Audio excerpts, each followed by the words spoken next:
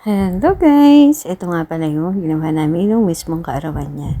Then, ito na rin yung ating part 2 na DIY box.